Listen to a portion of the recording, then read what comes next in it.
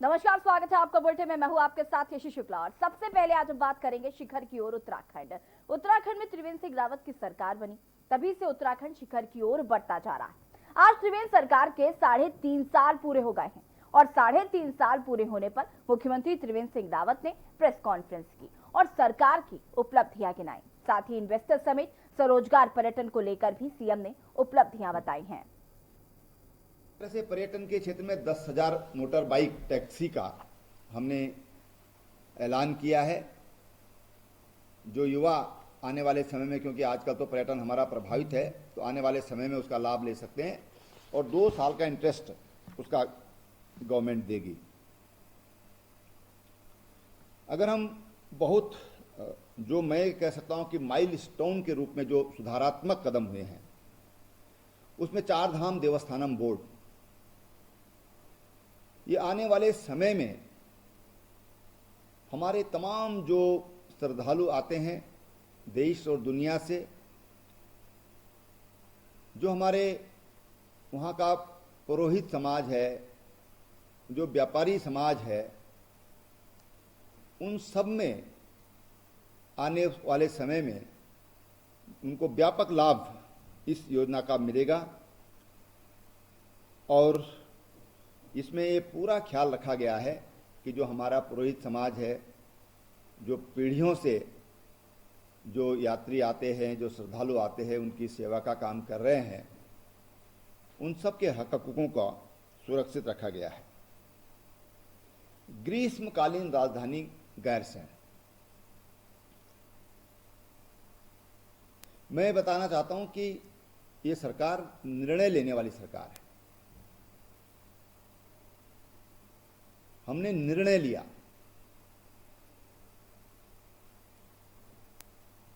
लोगों को लगता था कि गैरसैंण में के लिए भी कभी ऐसा निर्णय लिया जाएगा या खाली लॉलीपॉप दिया जा रहा है। नहीं, हमने घोषणा की सदन के अंतर्गत और उसको अधिसूचित भी करने का काम किया है। और यही नहीं तो हमने गैरसैंण में एक डिस्ट्रिक्ट लेवल का हॉस्पिटल उसको स्वीकृत किया है। गैरसैंण में 70 करोड़ की लागत से फ्यूचर की वहाँ की पानी की आवश्यकता को पूरी करने के लिए रामगंगा नदी पर एक पानी पेयजल हेतु एक जलाशय का उसकी स्वीकृति दी है। वहाँ पर सड़क है, उसके सड़क के चौड़ीकरण के लिए उसके लिए तैयारी चल रही है, क्योंकि हम सब जानते हैं कि वो फॉरेस्ट एरिया है। तो उसमें हमने एक अपने विशेष अधिकारी को, जो मेरे विशेष सचिव हैं धकाते जी, पराग मधुकर धकाते, उनको विशेष जिम्मेदारी दी है गैरसैंण की, कि गैरसैंण की जो फॉरेस्ट से संबंधित समस्याएं हैं उनको वो स्वयं व्यक्तिगत रूप से उसको और प्राथमिकता के आधार पर देखेंगे। वहाँ पर हेलीपैड, 4 हेलीकॉप्टर एक साथ उतर सकें, राजधानी गैरसैंण राजधानी बनेगी, तो वहाँ पर हमारे जो इन्वेस्टर्स हैं वो आते हैं, अनेक लोग देश विदेश से आते हैं अपने कार्यों के लिए, मिलने जुलने के लिए, तो वहाँ पर पर्याप्त व्यवस्था होना चाहिए। उस दृष्टि से वहाँ पर हेलीपैड के लिए भी स्वीकृति दी गई है, धन का भी आवंटन कर दिया गया है। गैरसैंण के पास ही बेनीताल एक छोटा सा तालाब है, उसको हमने एस्ट्रो विलेज के रूप में और उसको डिजाइन कर लिया गया है।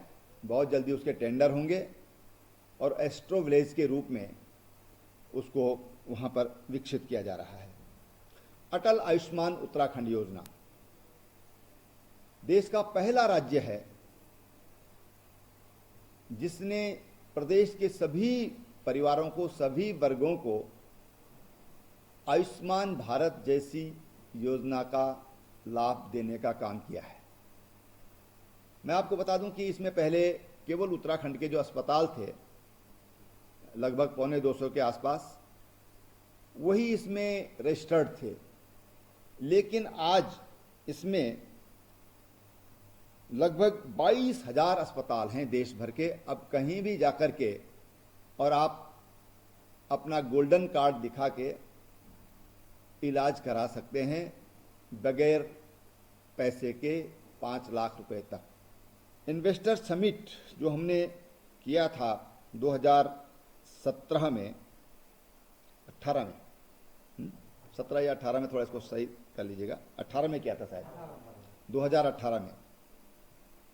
आज उसमें 25,000 करोड़ से अधिक, इन विपरीत परिस्थितियों में भी, जब कोई पैकेज नहीं है, कोई छूट नहीं है, 25,000 करोड़ से अधिक आज गतिमान है। और इसमें पहाड़ों में भी अच्छा खासा इन्वेस्टमेंट गया है। अभी जो 1.25 लाख करोड़ के जो MOU साइन हुए थे, जैसे परिस्थितियां सामान्य होंगी तो हमारी कोशिश है कि ये इन्वेस्टमेंट जितना पूरा 17 सालों में हुआ 40,000 करोड़ के आसपास, और जिसमें विशेष पैकेज दिया गया था श्रद्धेय अटल बिहारी वाजपेयी जी के द्वारा, हम 40,000 करोड़ तक इन्वेस्टमेंट आने वाले 1.5 साल में ले जाएं, ये हमारा लक्ष्य है। हमने रिवर्स प्लान की बात की थी और आज